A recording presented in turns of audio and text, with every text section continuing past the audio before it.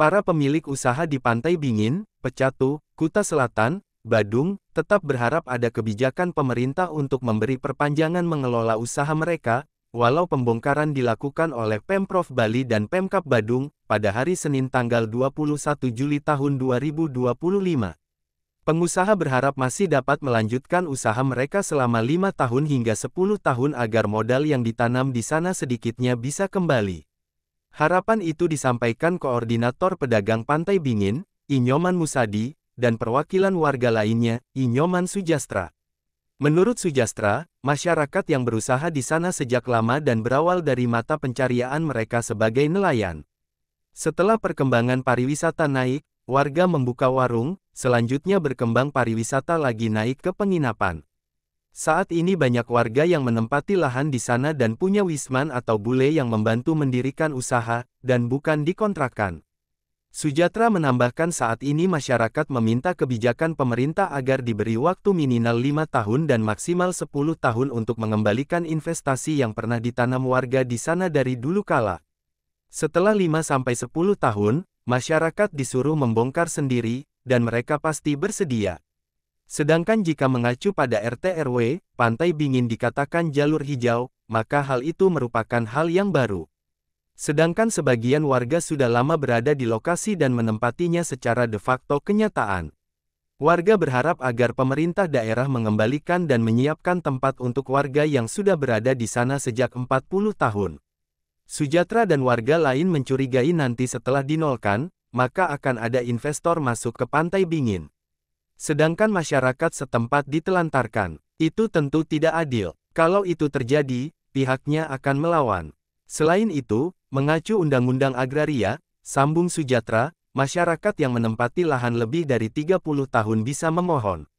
Sujatra mempertanyakan kalau tanah di Pantai Bingin disebut-sebut milik pemerintah, lalu sertifikatnya mana?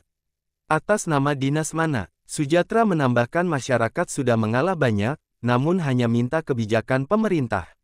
Artinya 5 tahun jangan dulu, setelah 5 tahun dibongkar, warga siap membuat perjanjian, sehingga nilai investasi yang ditanam di sana bisa kembali berapa saja dan tidak total jadi hilang. Dia menegaskan tidak ada bule-bule yang mengontrak lahan, namun sifatnya hanya membantu masyarakat lokal pemilik warung dengan memberi bantuan agar bisa membangun seperti saat ini. Ditanya langkah berikutnya, Sujastra mengaku menunggu respons pemerintah dan proses hukum PT UN yang mereka layangkan. Hal senada disampaikan pemilik usaha lainnya, Made. Selaku pengelola atau pemilik usaha di Pantai Bingin, dia meminta ada negosiasi. Dia meminta waktu minimal diizinkan berusaha 5 tahun atau 10 tahun. Karena dari dulu orang tuanya memang besar dan mencari nafkah di Pantai Bingin sebagai nelayan turun-temurun. Kenapa Pantai Bingin saja yang ditindak? Kenapa tidak disamakan di Badung? Untuk itu pihaknya hanya minta keadilan. Made juga mengungkapkan bahwa warga sudah ada di sana sekitar 40 tahun. Orang tua mereka saat itu sebagai nelayan dan berkebun pandan. Warga lain, Nyoman Musadi mengatakan jika mengacu pada Undang-Undang Nomor 1 Tahun 2014, pesisir pantai bisa dimohon masyarakat bersama hukum adat.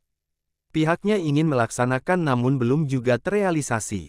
Menurut Musadi, karyawan terdampak pembongkaran ini sekitar 250-300 orang. Langkah selanjutnya, warga mengajukan permohonan ke PT UN dan tinggal menunggu panggilan dari pengadilan. Pedagang di Pantai Bingin, tambah Musadi, berdiri sejak tahun 2007. Pengelolaan Pantai Bingin sudah diajukan ke Pemkab Badung tahun 2003 melalui Desa Adat, namun tidak ada respons. Pihaknya juga melakukan mediasi dengan Bupati Badung, namun tetap keluar SP1 sampai SP3. Cara gerasa gerusu, secara membabi buta kan gitu. Karena alasan pertama, ini kan masyarakat memang dari dulu kala dia dia nelayan dulu, dasar mata pencahariannya. Ada perkembangan pariwisata, naik ke warung. Perkembangan pariwisata lagi, naik ke penginapan. Lalu saat ini memang banyak masyarakat yang menempati ini,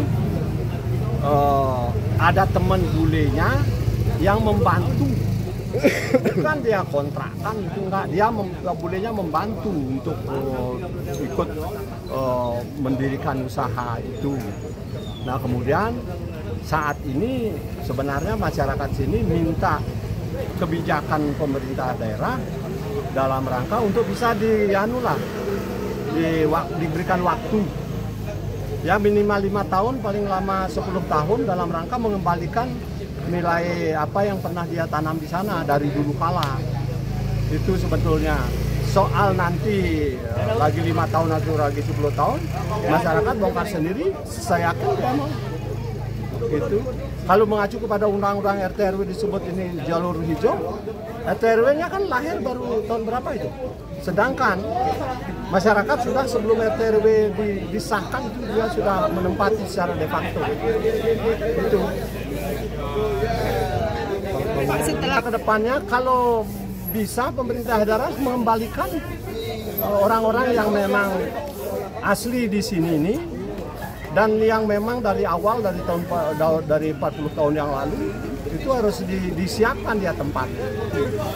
Jadi yang kita curigai di sini menurut pandangan teman-teman adalah setelah saya dinolkan ini nanti ada investor masuk, lalu masyarakat terlantarkan begini, sedangkan investor diberikan kesempatan itu kan tidak adil. Pak, jika ada investor masuk, jadi kita akan masyarakat akan ngelawan.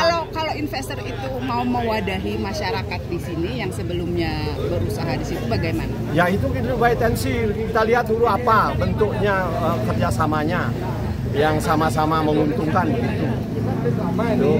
Karena menurut saya kalau kita mengacu undang-undang agraria juga kan masyarakat yang menempati lebih 30 tahun kan dia boleh memohon.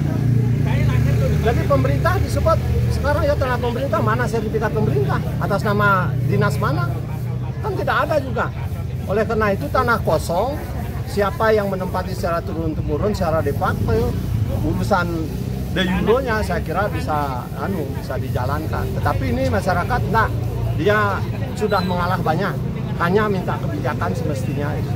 Artinya minta 5 tahun lah, jangan dulu. Nah, 5 tahun kita bongkar siap tidak membuat perjanjian atau 10 tahun paling lama. Jadi nilai-nilai investasi yang dia lakukan di sini minimal kembali berapa lah.